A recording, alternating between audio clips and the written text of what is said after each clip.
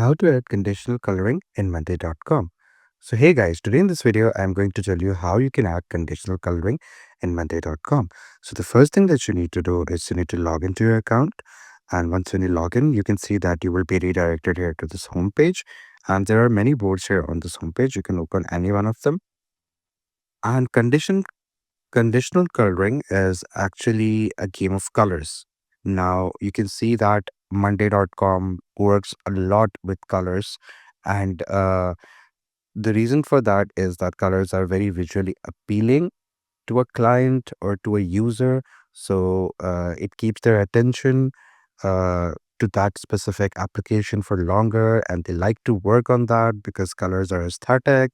And once things are aesthetic, you tend to use that thing more often, and you enjoy your work there.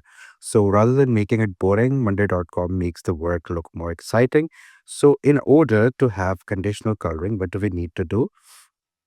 We can click here on these three dots. It's more like, an automation. I would call it, some kind of an automation. So once when you click on this three dot, you need to come here and click on conditional coloring.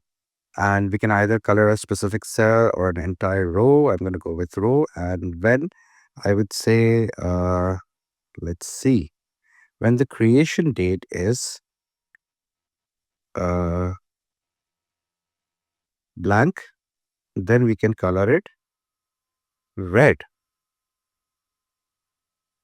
So we can go with cell. We're not going to go with row. So that's the conditional coloring that we have done, that if the creation date is blank, then color it red. So we can see it right here. Sorry. Here you go. It colored the creation date into red because it was black. So this was more like a conditional coloring or an automation by me. And we can have a new one.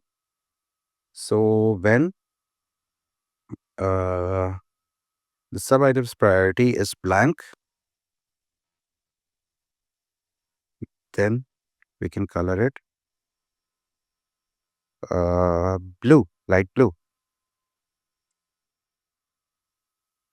So here you go.